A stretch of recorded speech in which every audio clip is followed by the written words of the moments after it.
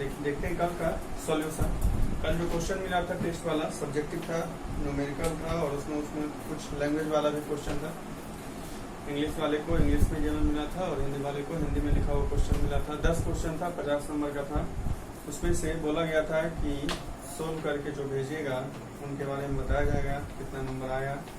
ठीक है, तो सोल्व करके मतलब मुश्किल से जितने स्टूडेंट हैं, ऐसे तो ग्रुप में ही कम स्टूडेंट हैं कुल मिला के, पता नहीं बाकी जो है कहाँ है, क्या कर रहे हैं नहीं कर रहे हैं, उनको छोड़िए। जो पढ़ेंगे जो पढ़ रहे हैं, जो नहीं पढ़ रहे हैं तो उनके घर तो जा नहीं सकते हैं पढ़ाने के लिए।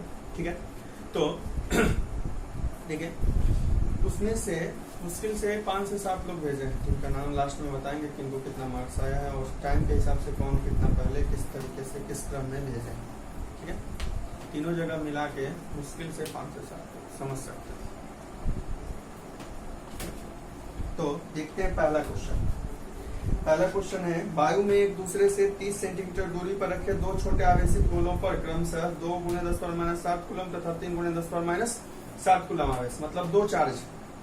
पहला है 2 × 10⁻⁷ कूलम और दूसरा है 3 × 10⁻⁷ कूलम और जो डिस्टेंस है वो है 30 सेंटीमीटर। तो फोर्स का आंसर निकालना, कूलम्स लॉ सिर्फ लगाना है, सीधे सोल्व हो जाएगा आंसर। Q1 पहला जो चार्ज है वो है 2 × 10⁻⁷ कूलम। Q2 जो है वो है 3 × 10⁻⁷ कूलम और डिस्टेंस जो है वो है कितना 30 सेंटीमीटर। तो जल्दी देखो, चार्ज जो Q1 और Q2 है, चार्ज का ऐसा यूनिट क्या होता है, कूलम होता है और कूलम में ही है, ये भी कूलम में है और ये भी किसमें, कूलम में ही। यही अगर माइक्रो कूलम रहता, नैनो कूलम रहता तो उसको पहले बदलते किसमें, कूलम में, लेकिन ये कूलम में ही है, इस कारण से इसको चेंज नहीं करेंगे। जब भी न्यूमेरिकल बनाते हैं तो हमेशा ध्यान रखिएगा ऐसा यूनिट में ही न्यूमेरिकल बनता है हमेशा। ठीक है, तो ये भी कूलम में और ये भी कूलम में है, लेकिन ये देखिए सेंटीमीटर है। डिस्टेंस का जो है यूनिट होता है वो क्या होता है, मीटर होता है। दूरी का जो है यूनिट होता है वो मीटर होता है, लेकिन ये सेंटीमीटर में, तो मीटर में बदलिएगा। बहुत बार बताए होंगे लेकिन अभी आप लोग में से बहुतों को ये याद नहीं होगा। जब सेंटीमीटर को मीटर बदलना होता है तो 100 से डिवाइड कर देते हैं, यानी कि ये हो गया 0.3 मीटर, यानी कि डिस्टेंस जो है मीटर में कितना 0.3।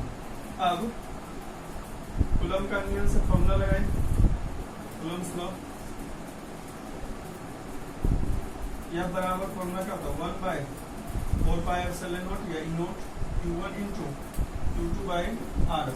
रख दीजिए मान, इसका कितना 9 × 10⁻⁹ जो फिर से कांस्टेंट है, और Q1 कितना 2 × 10⁻⁷ और Q2 कितना 3 × 10⁻⁷/0.3 का स्क्वायर। दिख रहा है ना यहाँ तक।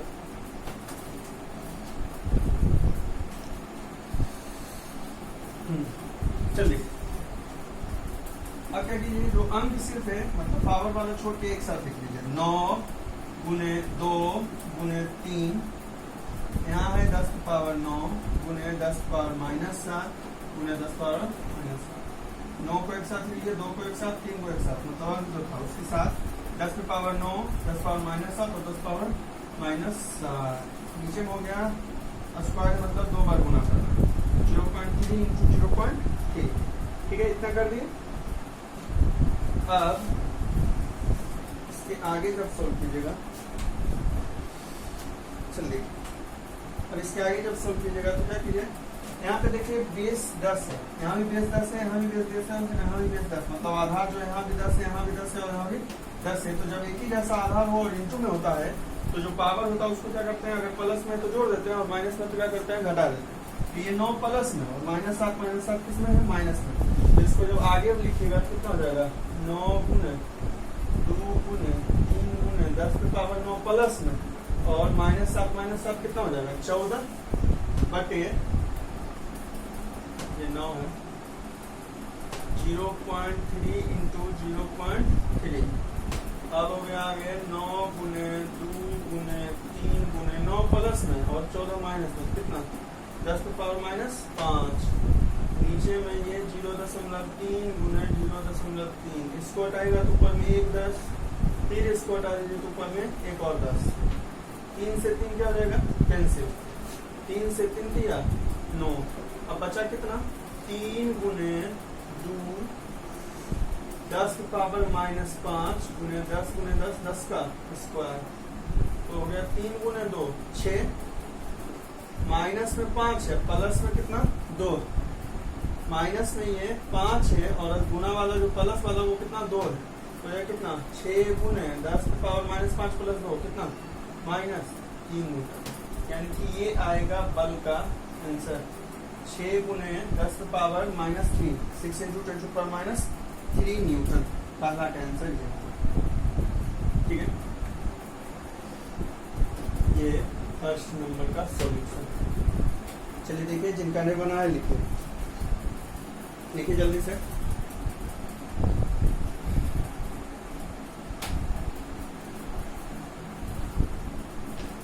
और जो भी बना के नहीं भेजे हैं मतलब कर रहे हैं लेकिन बना के नहीं भेजे हैं तो बिजी तो है ही थोड़ा सा टाइम निकालिए जरूर पढ़ने के लिए। बिजी तो है ही अभी नहीं बिजी रहेगा तब तो बिजी रहेगा यही समय है बिजी होने का। बिजी रहिए जो भी काम करते हैं घर परिवार सब कुछ तो आप ही को चलाना पड़ता होगा आप लोग बिजी नहीं रहेगा तो कौन बिजी रहेगा। हम लोग ऐसा निकम्मा थोड़ा आप लोग निकम्मा हम लोग ना कोई काम नहीं दिन भर बस एक वीडियो बना देना जब मनोरंजन होगा तो थोड़ा सा सीरियस होना तो लाइफ खूब मजाक बना देता है। अभी मजाक आप कीजिएगा टाइम के साथ टाइम बाद में आपका मजाक बनेगा ठीक है। ये हो गया लिखा हुआ लिखा दे।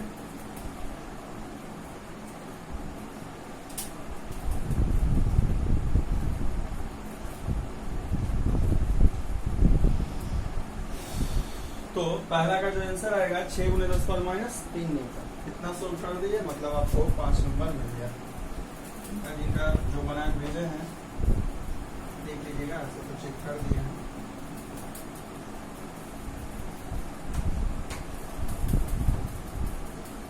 अगला और इंग्लिश मीडियम से कोई भी बनाते हैं इंग्लिश मीडियम में जो भी सीबीएसई बोर्ड वाले पढ़ रहे हैं मतलब है तो बिहार बोर्ड में लेकिन इंग्लिश मीडियम में जो पढ़ रहे हैं सामान्यतः बाद में पढ़ रहे हैं क्योंकि मुकामा में यूट्यूब से हिंदी वाला चलता है तो इंग्लिश वाला जो भी पढ़ रहे हैं उनमें से कोई सोल्व करके नहीं मिले जबकि क्वेश्चन जो है वो इंग्लिश में आपको दिया गया है। दूसरा 0.4 माइक्रोकुलम आवेश के किसी छोटे गोले पर किसी अन्य छोटे आवेशित गोले के कारण वायु में 0.2 न्यूटन बल लगता है। इस बार देखिए पहला चार्ज दिया हुआ 0.4 माइक्रोकुलम ठीक है और दूसरा जो चार्ज है वो है 0.8 माइक्रोकुलम ठीक है और जो बल लग रहा है वो 0.2 मतलब 0.2 न्यूटन। तो पहला क्वेश्चन है दोनों गोलों के बीच की कितनी दूरी है मतलब डिस्टेंस निकालना आर का आंसर निकालना। तो पहला आंसर निकाल लेते हैं। इस बार जो दिया हुआ है दूसरे बार बोलते हैं जो क्वेश्चन में दिया रहा उसको सबसे पहले छाट के लिखा कीजिए। न्यूमेरिकल जो भी होता है उसमें जो क्वेश्चन में रहेगा उसको सबसे पहले छाट के लिखिए। तो इसमें जो दिया हुआ 2 चार्ज है पहला चार्ज है 0.4 माइक्रोकुलम 0.4 इंटू माइक्रोकुलम को कुलम में बदलिएगा 1 माइक्रोकुलम बराबर कितना 10 to power -6 coulomb 10 power -6 coulomb. दूसरा Q2 है 0.8 माइक्रोकुलम यानी 0.8 गुने 10 पावर -6 कुलम और जो बल लग रहा है वो है 0.2 न्यूटन। तो यह दिया हुआ Q1 Q2 दिया और डिस्टेंस पूछ रहा है। पहला जो क्वेश्चन है 2 में 2 क्वेश्चन दूसरे नंबर में 2 क्वेश्चन। तो पहला जो क्वेश्चन है वो किसका आंसर निकालना बोल रहा है आर का आंसर डिस्टेंस का आंसर निकालना है पहला नंबर में ठीक है। पहला नंबर बनाते फिर से फॉर्मूला वही कूलम वाले लॉ से 1/4 pi e naught Q1 Q2 by are square. अब जिसका इसका वैल्यू रखा हुआ एफ का आंसर 0.2 इसका 9 गुने 10 पर पावर 9 Q1 का 0.4 गुने 10 पर -6 इसका 0.8 गुने 10 पर -6 बटे आर का स्क्वायर क्योंकि आर दिया हुआ नहीं। इसका आंसर रख दिए 9 गुने 10 पर 9 Q1 जो है ये Q2 ये R निकालना है। आर स्क्वायर को मतलब आर स्क्वायर का आंसर ही है, इसको यहाँ ले जाइए तो हो जाएगा 0.2 इंटू यहाँ भागा यहाँ जगह पे गुना 9 गुने 10 पावर 9 गुने 0.4 गुने 10 पावर माइनस 6। ठीक है, अब इसके आगे कीजिएगा तो आर स्क्वायर का ही आंसर निकालना है तो 0.2 गुना में इधर आके भागा। पहले अंक को अब एक साथ लिख लीजिए 9 गुने 0.4 गुने 0.8 10 पावर यहाँ है 9 एक 10 पावर 6 छूट रहा है, यहाँ 10 पावर माइनस 6 छूट रहा है 10 पावर 9 ये हो गया माइनस 6 और माइनस 6 कितना हो गया माइनस 12 और ये जो यहाँ गुना था यहाँ ले आइए किसमें हो जाएगा भागा। अब हटाइए 10 तो इसको हटाइएगा क्या आ जाएगा, इसको हटाइए एक अंक तो 10, इसको हटाइए ऊपर से तो 10, फिर इसको हटाइए तो एक 10 और 10 से 10 क्या हो गया कैंसिल, 2 से 2 दूना 4। ठीक है, हो गया ना। अब बचा कितना आर स्क्वायर बराबर, देखिए अंक में जो बचा हुआ 9 गुने 2 गुने 8 9 दूना 18 या पहले लिख लीजिए 9 गुने 2 गुने 8 गुने 10 पे पावर 9 ये 10 से नीचे में ऊपर जाएगा भागा तो माइनस हो जाएगा तो माइनस 12 था एक और गया मतलब माइनस 13 बचा। ये 10 जो था नीचे में ऊपर जाएगा तो माइनस में बदल जाएगा तो 12 यहाँ पहले था एक और आएगा 13 हो जाएगा तो हो जाएगा आर स्क्वायर बराबर 9 दूना 18 8 44 144 माइनस 9 प्लस 13 माइनस कितना बचेगा माइनस 4 और आर स्क्वायर बराबर कितना आ गया आर का आंसर चाहिए इधर स्क्वायर इधर आके 144 गुने 10 की पावर माइनस 4 144 का 12 निकल जाएगा और ये माइनस 2 12 बटे माइनस 2 मतलब कितना 100 यानी कि 0.12 मीटर। ये 2 के बाद होगा 10 पर माइनस 2 है मतलब 100 से भागा है, यहाँ प्लस में रहता है तो मतलब 1200 होता है लेकिन माइनस में है तो भागा और इसी को सेंटीमीटर में बदल दीजिएगा तो 100 से गुना कीजिएगा तो 200 क्या हो जाएगा कट जाएगा यानी कि 12 सेंटीमीटर। तो मीटर में होगा 0.12 मीटर और सेंटीमीटर में होगा 12 सेंटीमीटर। ये है 2 का पहला। तो 2 क्वेश्चन है इस कारण से ये 2.5 नंबर का क्वेश्चन है। चलिए देखिए जल्दी से लिखिए जिनका निकालना।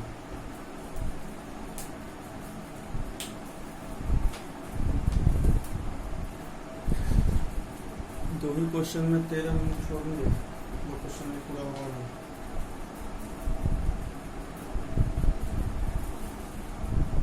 तो ये लिखा हो ऐसे लिखना ही है तो रोक करके लिख सकते हैं वीडियो पॉज करके लिखते रहेंगे जब तक थोड़ा सा। चलिए इसी का बी नंबर 2 का बी नंबर देखिए क्या बोल रहा है दूसरे गोले पर पहले गोले का कितना बल लगता है। तो पढ़े हैं सदिश रूप कुलम्ब्स लॉ का कौन सा फॉर्म वेक्टर फॉर्म। तो उसके अनुसार क्या होता है F यानी 2 इक्वल टू F 2 तो अगर पहला जो है दूसरा पे 0.2 लगा रहा है तो दूसरा भी जो है पहला पे कितना लगाएगा उतना है, सिर्फ दिशा क्या होता है अलग होता है। इसका मतलब जो पूछा जा रहा है कि दूसरे गोले पर पहले गोले का तो दूसरे गोले पर पहले गोले का भी उतना ही बल लगेगा कितना 0.2 न्यूटन ही बल लगेगा लेकिन दिशा दोनों का क्या होगा उल्टा यानी कि विपरीत तो होगा। ये हो गया 2 नंबर पूरा।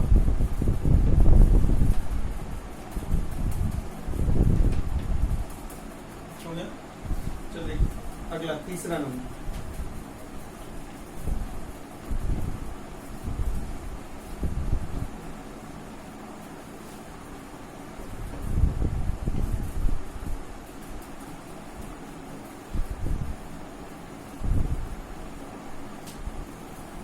देखते हैं।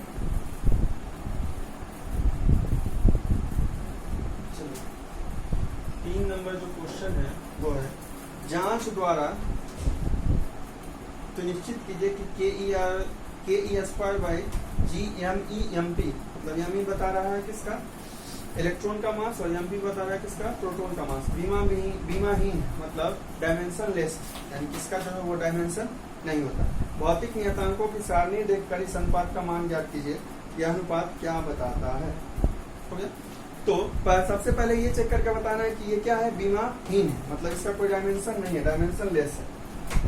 तो जो दिया हुआ है वो इसका डायमेंशन चेक करना है, के ई स्क्वायर बाई नीचे में जी एम ई एम, के जो हो गया वो कूलम्ब फोर्स वाला कांस्टेंट है, जबकि ये जी जो है ग्रेविटेशनल कांस्टेंट है, यूनिवर्सल ग्रेविटेशनल कांस्टेंट। तो देखिए, तो कूलम्ब्स लॉ में F इक्वल टू होता है K Q1 into Q2 by are square. F equal to K Q1 Q2 by are square. यहाँ से अगर के का डायमेंशन आपको निकालना है तो के को इस तरफ रख लीजिए, के को अगर इसी तरफ रख लीजिएगा तो ये इधर जो ऊपर में इधर कहाँ नीचे हो जाएगा, तो F into R square by Q1 into ये ऊपर से यहाँ के नीचे, ये नीचे से यहाँ के ऊपर। अब सबका डायमेंशन रख दीजिए। फोर्स का डायमेंशन कितना, बल का dimension M L T minus 2, R जो है वो डिस्टेंस है, डिस्टेंस का डायमेंशन कितना, एल का स्क्वायर, नीचे में Q1 जो है वो क्या है, चार्ज है। चार्ज का क्या होता है, आई टी या ए टी, क्योंकि धारा का यानी करंट का जो होता है वो आई भी हो सकता है और ए भी हो सकता है। Q1 का भी आई टी और Q2 का भी आई टी। जब इसका ए टी लिखिएगा तो इसका भी ए टी, ऐसा नहीं कि एक का आई टी और दूसरे का ए टी लिखिएगा। अब हो गया ये एम एल गुने एल स्क्वायर, कितना हो जाएगा, एल क्यू टी माइनस 2, नीचे में आई स्क्वायर टी एस। इसी को आप ऊपर कर दीजिए तो क्या हो जाएगा, M L Q T minus 2 पहले से है, 2 और जाएगा, कितना हो जाएगा, -4 आई माइनस।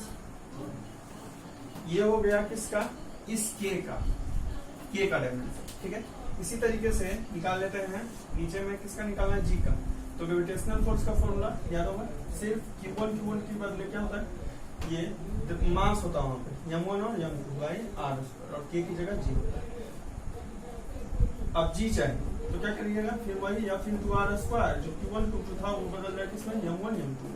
फिर से रखिए एम एल टी माइनस 2, ऊपर वाला तो वही रहेगा, फिर l है डिस्टेंस l का स्क्वायर, m1 भी मास और m2 भी मास, l into L square, l Q T minus 2, और नीचे में m से एक m से, तो m नीचे में जो है वहां पे, यहाँ पे पावर कितना 1 है, ऊपर ले जाएगा किसको हो जाएगा माइनस में, m minus 1 l Q T minus 2।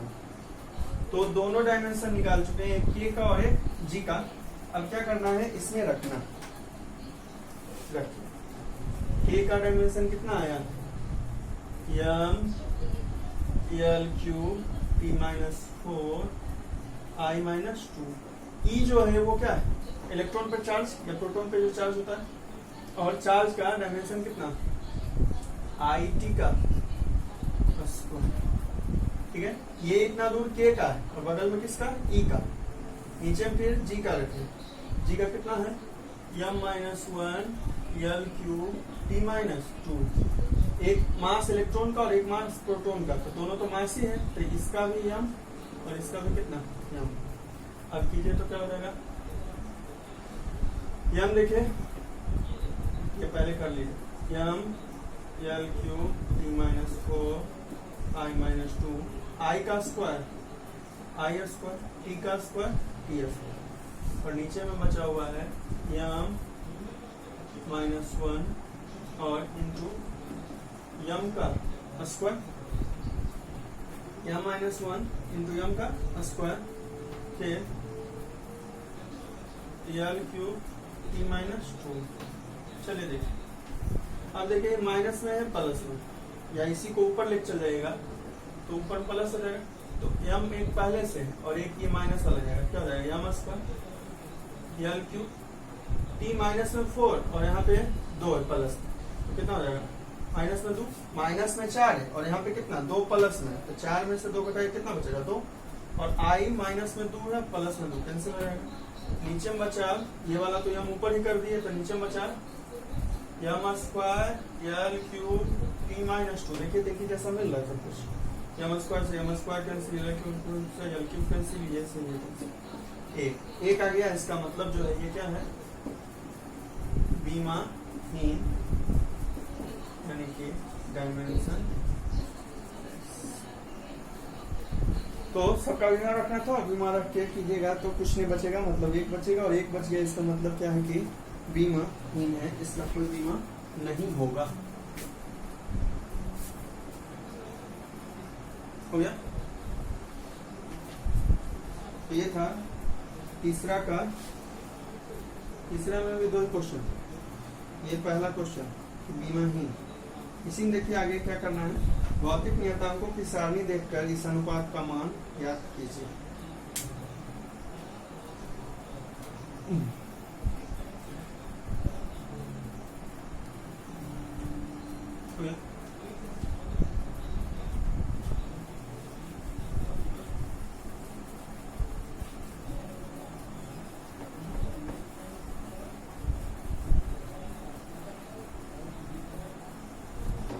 अब इस अनुपात का मान निकालना, इस अनुपात का मान निकालना।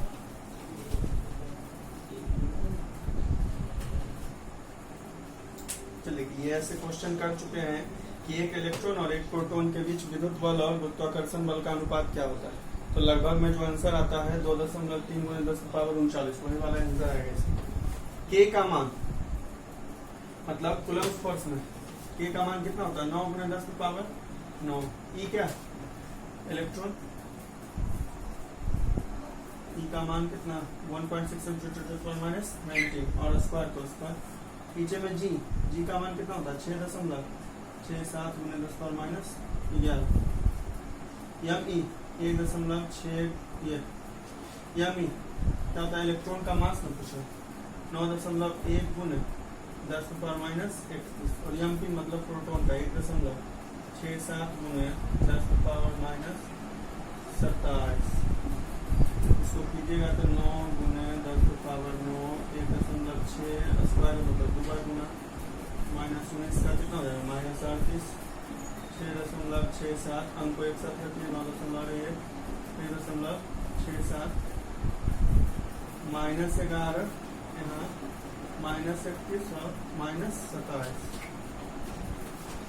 यहाँ -11 यहाँ -31, सबका बेस 10 ही है, इसका आंसर सीधे निकलिए माइनस में 9 × 1.6 × 1.6 10⁻9 प्लस में और किस में माइनस बटे नीचे में 6.67 1.67 -11 21 कितना 42 21 11 42 42 में 27 होगा 69।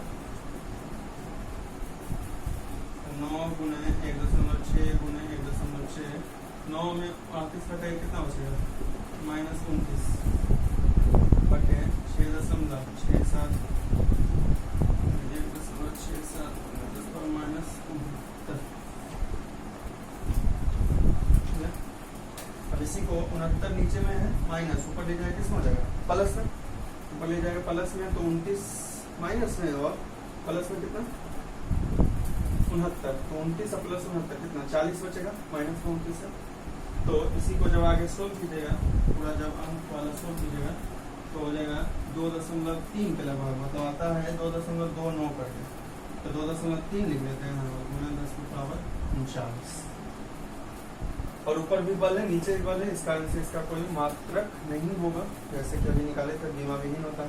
और ये बता रहा है इसका मतलब ऊपर में है कौन सा विद्युत बल और ये है कौन सा गुरुत्वाकर्षण बल। इसका मतलब है कि विद्युत बल का जो मान होता है वो गुरुत्वाकर्षण बल के कितना गुना, जैसा कॉपी में लिखा हुआ होगा 2.3 × 10⁻39 या सीधे जब आता है तो ये वाला वन 10⁻39 यानी एक इलेक्ट्रॉन और एक प्रोटॉन, यानी the electric force, the ratio of electric force and gravitational force between किसके proton and electron is 2.3 × 10⁻39 ratio है।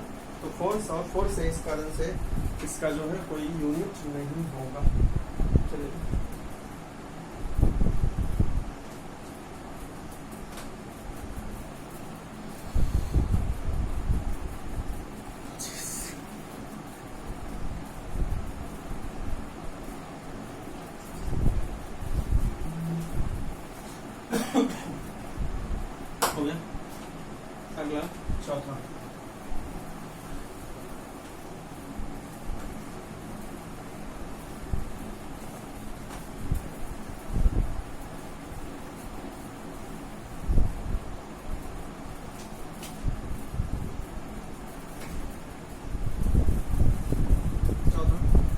वस्तु का वैद्युत आवेश क्वांटमीकृत है। इस प्रकथन से क्या तात्पर्य है? तो ये तो जानते ही होंगे कि चार्ज होता है हमेशा किस फॉर्म में होता है, ई के इंटीग्रल मल्टीपल, यानी कि ई के पूर्ण गुणज के रूप में। चार्ज आवेश के गुण में ये लिखे हैं प्रॉपर्टीज ऑफ चार्ज में। तो इसका कथन का यही मतलब है कि जो चार्ज होता है वो हमेशा क्या होता है, ई के पूर्ण गुणज के रूप में होता है, यानी कि ऐसा कोई चार्ज संभव नहीं है जो ई के पूर्ण गुणज के रूप में नहीं होगा।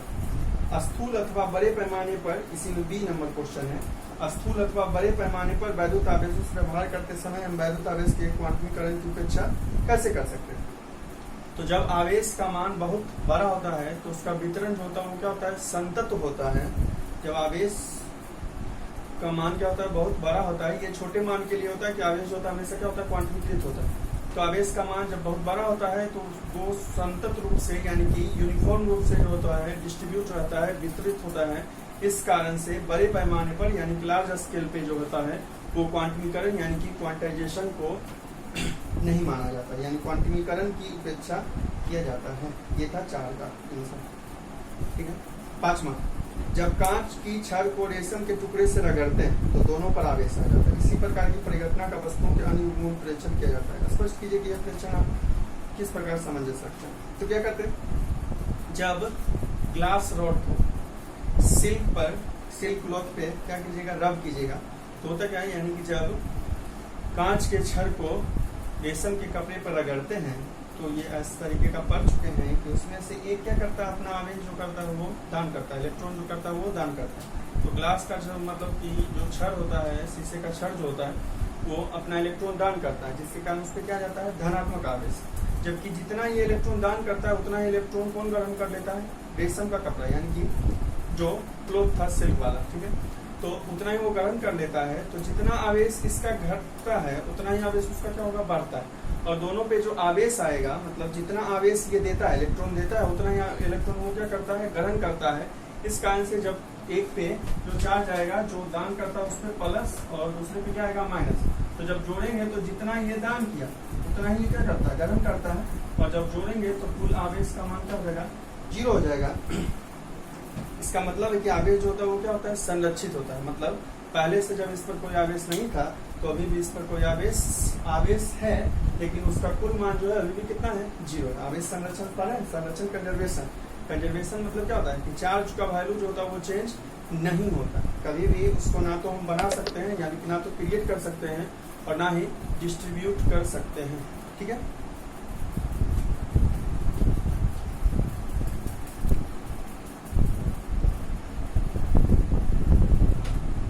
आगे 6, 4 बिंदु आवेश इतना इतना इतना कि किसी ABCD के शीर्षों पर अवस्थित है। वर्ग के केंद्र पर रखे 1 माइक्रोकूलम आवेश पर लगने वाला बल कितना।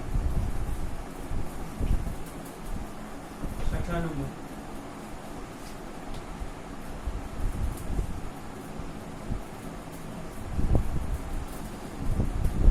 एक कोई वर्ग है, मतलब स्क्वायर,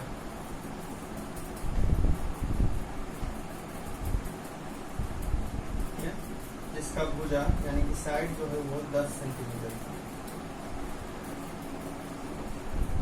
10 सेंटीमीटर, ठीक है। और 4 जो है मान लीजिए QA का है 2 माइक्रोकूलम, QB जो है वो -5 माइक्रोकूलम, QC जो है वो 2 माइक्रोकूलम और QD जो है वो -5 माइक्रोकूलम। और इसके केंद्र में एक चार्ज रखा हुआ 1 माइक्रोकूलम।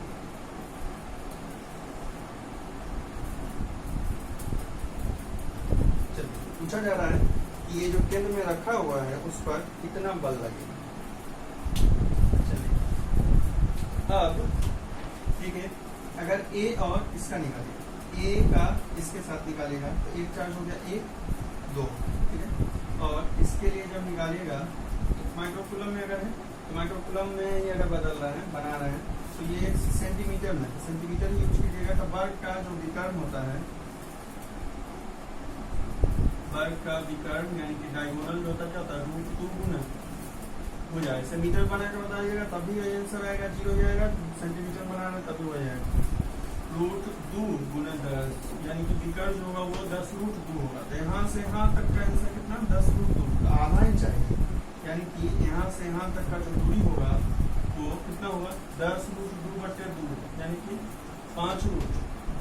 ठीक है, अब निकालिएगा इसके साथ एफ ए, अगर निकाल रहे ए के साथ निकाल रहे हैं, ठीक है, तो क्या हो जाएगा 2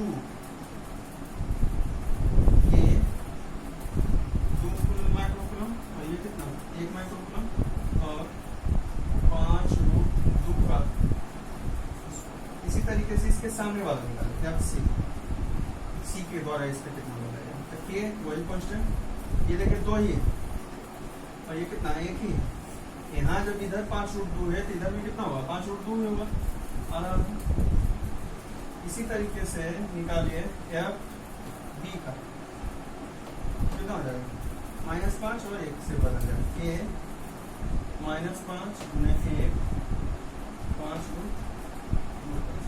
माइनस प्लस सिर्फ इसका अर्थ होता है कि यहाँ पे क्या होगा आकर्षण होगा और यहाँ पे दोनों प्लस में था तो क्या होगा विकर्षण। ये जो फोर्स है वो कौन सा है रिपल्सिव फोर्स है, जबकि ये जो फोर्स है वो कौन सा एट्रैक्टिव फोर्स। इसी तरीके से एफ भी निकालें तो के से वही 5 है और 1 है और 5√2। चलिए जितना ये इस तरफ से लगाएगा उतना ये इस तरफ से लगाएगा, इस कारण से जितना इधर ये डी लगाएगा उतना ही कौन लगाएगा डी लगाएगा। इसी तरीके जितना ए लगा रहा है उतना ही सी लगाएगा। जब इसमें परिणामी बल का आंसर निकालना होगा तो डायरेक्शन उल्टा होने का, क्योंकि ये इस तरफ जाएगा और ये इस तरफ, तो एक कोई प्लस में लीजिएगा दूसरा किसमें माइनस में। उसी तरीके से एक प्लस में तो दूसरा किसमें माइनस में। तो जब जोड़िएगा एफ फुल वाला अगर जोड़ दीजिए तो F A plus F B plus F C plus F D. लेकिन एफ ए और एफ सी बराबर है एफ बी और एफ डी बराबर, तो कोई एक अगर एफ ए प्लस में ले लें तो उसका उल्टा जो एफ सी है वो किसमें लीजिएगा माइनस में। एफ बी भी प्लस में ले लेते हैं, एफ सी भी माइनस और एफ डी भी माइनस। तो एफ ए एफ सी के बराबर है, एफ बी किसके एफ डी के।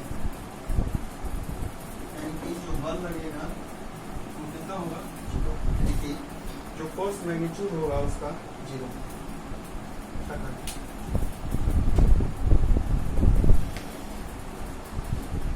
सिर्फ तिरछा तिरछी जो है एक बार ए का निकालिए फिर सी का निकालिए, दोनों का आंसर बराबर होगा। फिर बी का देखिए और डी का देखिए बराबर होगा। तो डायरेक्शन उल्टा होने का एक का प्लस में लीजिएगा तो उसका उल्टा जो सामने वाला है वो किसमें माइनस में होगा। तो जितना प्लस में उतना किसमें माइनस में, चारों जोड़ दीजिएगा आंसर कितना बन जाएगा 0 बन जाएगा। ठीक है, अगला देखें छठा तो ये हो ही गया 6 नंबर, ये 6 नंबर। 7वां फिर लैंग्वेज वाला क्वेश्चन है। स्थिर विद्युत क्षेत्र रेखा एक संतत वक्र होती है, अर्थात कोई क्षेत्र रेखा एक नहीं टूट सकती, क्यों? मुझे लिखा हुआ सिर्फ समझना ये सब क्वेश्चन बिल्कुल ट्रिक से है, सिर्फ दिमाग थोड़ा सा समझना है कि जो सामने वाला है सबका फोर्स का क्या है बराबर है, लेकिन डायरेक्शन अपोजिट होने का एक प्लस तो दूसरा किसमें माइनस में लेगा और जोड़िएगा तो सबका आंसर कितना हो जाएगा। अगला 7वां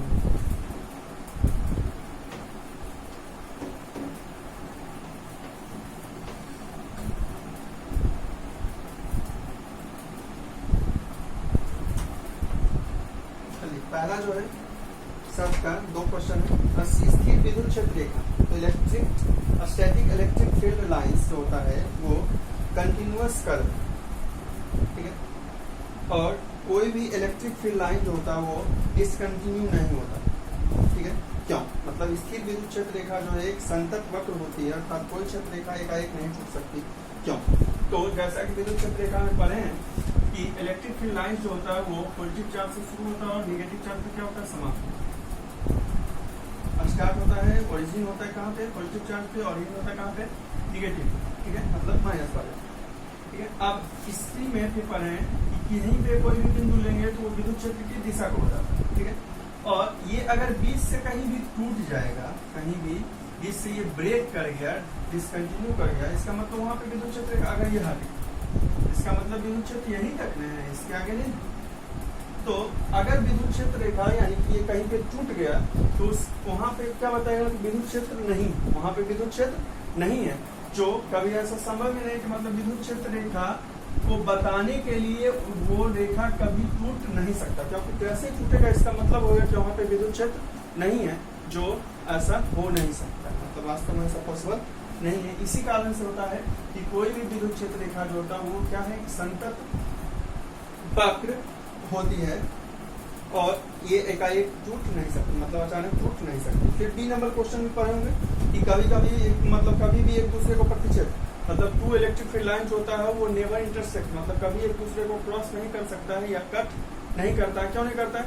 क्योंकि अगर एक ही बिंदु पे काट दिया तो इस बिंदु पे कितना दिशा, दो डायरेक्शन, एक ही पॉइंट पे कितना डायरेक्शन, दो डायरेक्शन, लेकिन जानते हैं सिर्फ एक ही डायरेक्शन है, प्लस से जाना किस तरफ, माइनस से, प्लस से माइनस की तरफ जाना है, मतलब एक ही डायरेक्शन, जबकि यहाँ पे एक ही पॉइंट पे कितना डायरेक्शन हो जाएगा, दो डायरेक्शन, जो पॉसिबल नहीं है। इसी कारण से जो दो विद्युत क्षेत्र रेखा होता है वो कभी एक दूसरे को प्रतिच्छेद नहीं करता। ये सब कुछ तो पढ़ा हुआ होगा, कॉपी में लिखा हुआ होगा, ठीक है।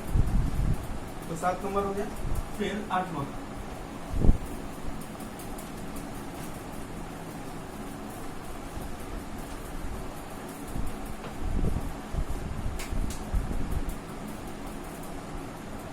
दो बिंदु आवेश की बराबर दूसरे से 30 सेंटीमीटर दूरी पर स्थित, एक है QA इसका है 3 माइक्रो और दूसरा है QB जो है -3 माइक्रो, एक दूसरे से 20 सेंटीमीटर के डिस्टेंस। कहीं दो चार्ज है, QA है, दूसरा QB है, एक का 3 माइक्रोकूलम है, दूसरे का -3 माइक्रोकूलम है और डिस्टेंस जो है वो 20 माइक्रोकूलम, ये 20 सेंटीमीटर। तो पहला क्वेश्चन है O पर विद्युत क्षेत्र कितना है, इस O पे मध्य बिंदु को मिड पॉइंट पे निकालना है। तो क्या कीजिए, 20 सेंटीमीटर को 2 भाग मार दीजिए, इधर भी 10 सेंटीमीटर और इधर भी 10 सेंटीमीटर, ठीक है। अब जो है इसका आगे निकालते हैं A के कारण। A के कारण ये प्लस वाला है, प्लस का जो है अगर ये A पॉइंट है, ये B, तो इसका जो डायरेक्शन पलटाना कारण किस तरफ, बाहर की ओर होता है, O से ये किस तरफ होगा, एक हो। तो पहला विद्युत क्षेत्र निकालते हैं, आवेश QA के कारण, चार्ज QA के कारण O पर विद्युत क्षेत्र। एक बार A का निकाल दीजिए, एक बार किसका, B का निकाल दीजिए और दोनों क्लास को जोड़ दीजिएगा। तो EA अगर लिख लेते हैं तो E का फॉर्मूला क्या था, 1/4π∗Q/r। तो यह 9 × 10⁻9, Q जो है वो 3 माइक्रोकूलम है, कूलम में बदल दीजिएगा, 3 को गुणे में 10 पर -6 और 8 10 सेंटीमीटर, यही O पे ही निकालना है, इसका आंसर आधा करके निकालना। तो 10 सेंटीमीटर है तो 0.1 मीटर होगा, तो यह 9 × 10⁻9 × 3 -6 0.1, इसको हटा लीजिए तो 10, फिर इसको हटा लीजिए तो 10, तो 9 × 3 कितना, 27 और 9 10, ये भी गुना में है तो 9 और 2 कितना हो गया, 11, 10 पर -6, मतलब 27 × 11 में 6 हटा दीजिए, 10⁻5 प्रति कूलम, 10⁻11 और माइनस में 6, और इसका जो दिशा होगा वो O से किस तरफ, A की ओर, क्योंकि प्लस वाला। चलिए ये सिर्फ निकाल रहे हैं A के कारण, इसी तरीके से निकाले किसके कारण, B के कारण। तो वहां पे सिर्फ प्लस Q, जो यहाँ पे 3 माइक्रोकूलम प्लस वाला रखे हुए हैं, किसमें है, माइनस में, तो दिशा सिर्फ बदल जाएगी, बाकी सब कुछ वही रह जाएगा। हो गया। अब इसी तरह से निकालेगा पुनः QB के कारण बिंदु ऊपर, तो ये सिर्फ माइनस वाला है तो सब कुछ वही रहेगा, सिर्फ लास्ट में दिशा बदल जाएगा, माइनस है, माइनस के कारण किस तरफ, अंदर की ओर, इसमें B से किस तरफ होगा, O की ओर, B से O की ओर होगा इतना ही आंसर, क्योंकि सिर्फ ये प्लस में 3 है और ये किसमें, माइनस में, तो सिर्फ दिशा बदल जाएगा, एक बाहर की ओर होगा और दूसरा किस तरफ, अंदर की ओर। तो पूछ रहा है कुल विद्युत क्षेत्र में, पूछ रहा है कुल विद्युत क्षेत्र, तो दोनों एक ही आंसर है, EB। तो बिंदु O पर कुल विद्युत क्षेत्र टोटल इलेक्ट्रिक फील्ड अगर E हो, जिसमें भी दिशा फिर O से O, मतलब जब दोनों प्लस और माइनस वाला भी लिखेगा तो मैग्नीट्यूड वही होगा जो प्लस वाला हो। E बराबर EA प्लस EB, EA भी वही है, ये सीधे 2 से गुना कर दे, 2 गुने 27 गुने 10 की पावर 5, 54 गुने 10 की पावर 5, या एक अंक के बाद लिखिएगा तो 5.4 गुने 10 की पावर 6, एक अंक इसको दे दी, न्यूटन प्रति कूलम, और दिशा जो है वही प्लस वाला 4 से। एक बार ए का निकालिए, एक बार बी का निकालिए, और लास्ट में दोनों जोड़ दीजिए, क्योंकि दोनों एक ही आंसर है तो सीधे 2 से गुना भी कर सकते हैं।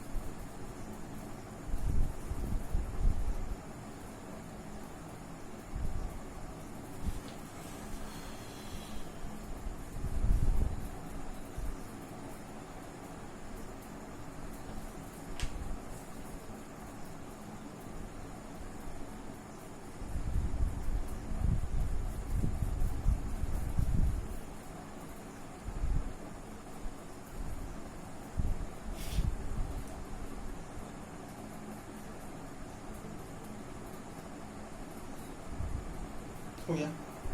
चलिए इसी में फिर एक और क्वेश्चन, यदि 1.5 गुने 10 पर -9 कूलम परिमाण का कोई ऋणात्मक परीक्षण आवेश इस बिंदु पर रखा जाए तो कितने बल का अनुभव करेगा। अब इसमें कोई आवेश दे दिया गया, ये ए नंबर था 8 का ए, जो विद्युत क्षेत्र का आंसर निकाले।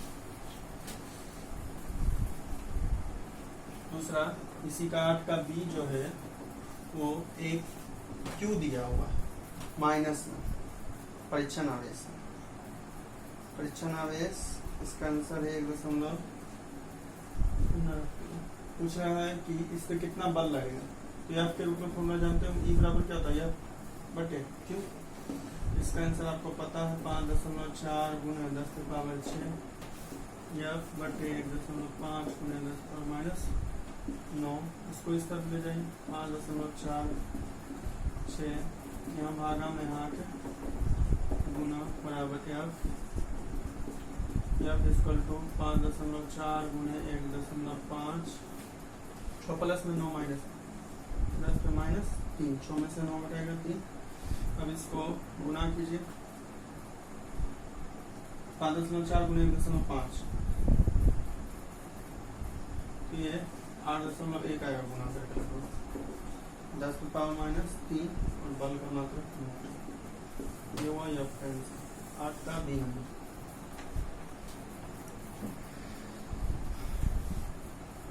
तो 8 का ए का आंसर आएगा 5.4 गुने 10 की पावर 6 न्यूटन प्रति कूलम, और बी का आएगा 8.1 गुने 10 पर -3 न्यूटन, और एक प्लस मतलब ये जो माइनस में आ रहा है क्योंकि परीक्षण आवेश किसमें दिया हुआ है, माइनस में। अगला 9 नंबर,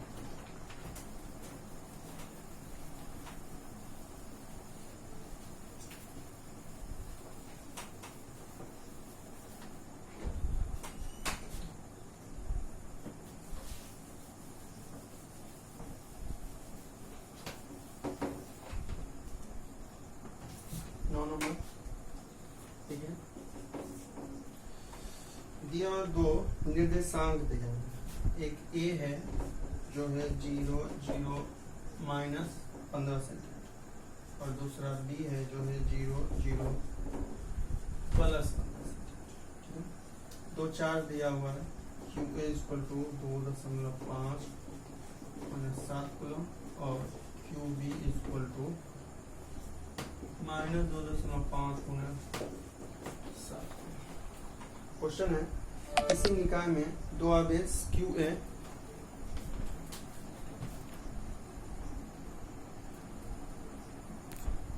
देखिए क्यू ए इतना और माइनस, तो देख एक ही आवेश प्लस में और एक ही आवेश माइनस में, ठीक है। तो ये द्विध्रुव बन रहा है, एक तरफ प्लस और एक तरफ माइनस। तो पूछ रहा है किसका आंसर, कुल आवेश और द्विध्रुव आघूर्ण। मतलब पहले ये जानते हो 3 अच्छा होता है,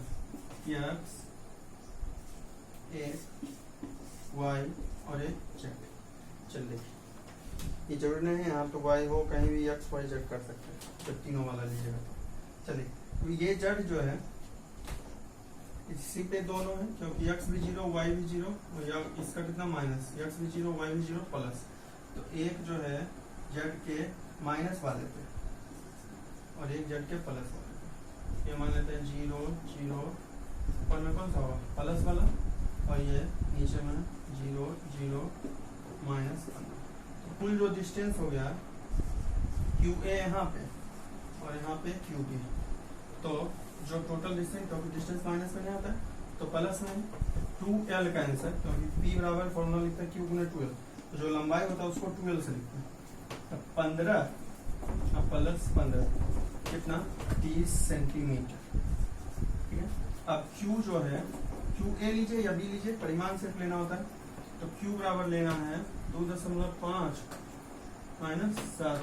अब p का डाइपोल मोमेंट निकालना, p का फॉर्मूला क्या होता है q गुना 2l, तो q का 2.5 10 पावर माइनस 7 और 2l का आंसर 30 सेंटीमीटर, तो 30/100 0.25 75, तो एक अंक और एक अंक 10 पावर माइनस 7 0, एक अंक आगे कर दीजिए तो एक जीरो घटा दीजिए, 7.6, ये 7.5 गुना 10 पावर माइनस 6, और p का जो मात्रक होता है वो q का कूलम और इसका मीटर, कूलम मीटर, ये सेंटीमीटर नहीं।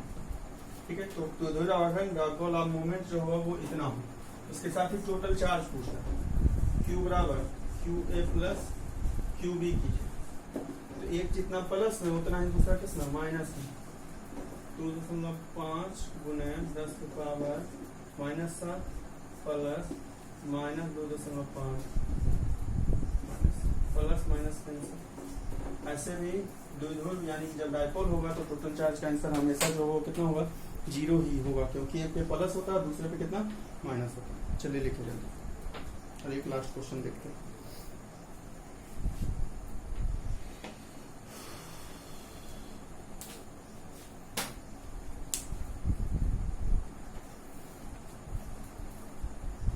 तो 9 का दो आंसर निकालना था, एक डाइपोल मोमेंट का, डाइपोल मोमेंट का हुआ 7.5 गुना 10 माइनस, अच्छा जब आगे वाले पीछे करते हैं तब ना, यहाँ पे देखिए उल्टा है, 10 पावर एक जीरो बढ़ जाएगा 8 हो जाएगा, 7.5 गुना 10 पावर माइनस 8 हो जाएगा।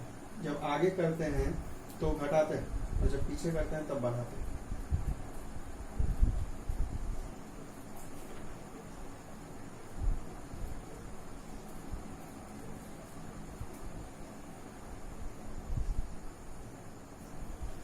एक लास्ट क्वेश्चन देखिए 10 के लिए।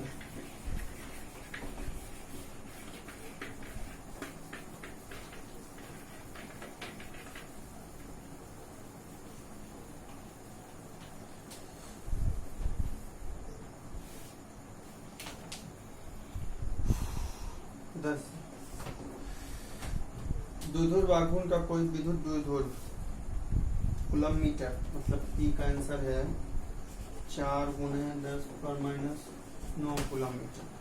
विद्युत द्विध्रुव परिमाण किसी एक समान विद्युत क्षेत्र की, विद्युत क्षेत्र जो दिया हुआ है वो है 5 गुने 10 के पावर 4 न्यूटन प्रति कूलम, और कोण जो है वो है कितना 30 डिग्री। डाइपोल मोमेंट इतना है, इलेक्ट्रिक फील्ड इतना है, थीटा इतना। पूछ रहा है बल आघूर्ण मतलब टॉर्क, टॉर्क का फॉर्मूला PE sin थीटा, 4 गुने 10 पावर माइनस 9 ई का गुने 10 पावर 4 sin 30, 4 गुने 10 पावर माइनस 9 गुने 5 4 sin 30 का 1/2, 2 से 2 कैंसिल, गुणा कीजिए 2 गुना 5 माइनस में 4 9 प्लस में 4 10 गुना 10 पावर माइनस 9 प्लस 4 माइनस 5, तो 10 एक और गुना में तो एक और कमा दीजिए माइनस 4, और इसका यूनिट होता है न्यूटन मीटर। हो गया, तो ये है 10वां क्वेश्चन। ये अगले संडे को यही न्यूमेरिकल का टेस्ट है, पहले मतलब यही सब्जेक्टिव ही टेस्ट है पहले चैप्टर का। आगे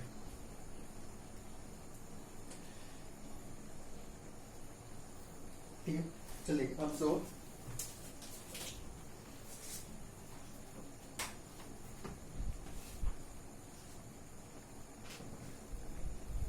चलिए जो बना के भेजे उस पे से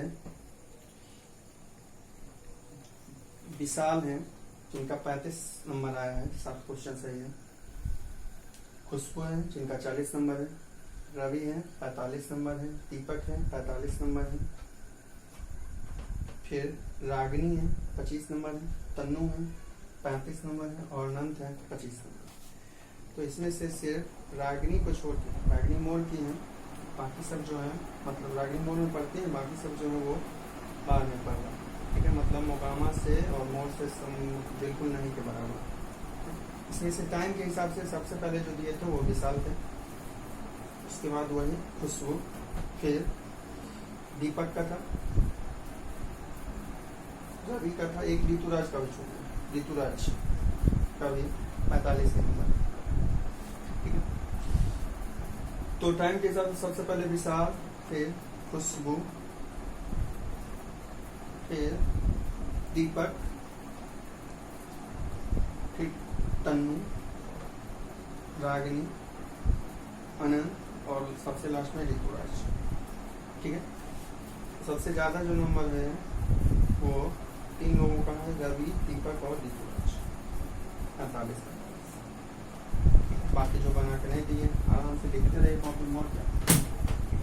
आगे अगले दिन देखते हैं, एक मॉडल फिजिक्स का एक ही जो है टॉपिक बताए थे पिछले दिन भी, कि लॉजिक गेट बताना बच गया। ठीक है, वो बताएंगे वो अगले दिन, मतलब कल ना परसों। कल आपको लिखने के लिए दे दिया जाएगा लॉजिक गेट वाला, वो कॉपी में लिख लीजिएगा, परसों उसको समझा देंगे। फिर मॉडल फिजिक्स जो है वो समाप्त हो जाए, क्योंकि कम्युनिकेशन सिस्टम का एक है, वो सिर्फ लिखना है कॉपी में, मतलब पेज दे देंगे, आप पढ़ लीजिएगा उसको, कम्युनिकेशन सिस्टम, संचार व्यवस्था। ठीक है, आगे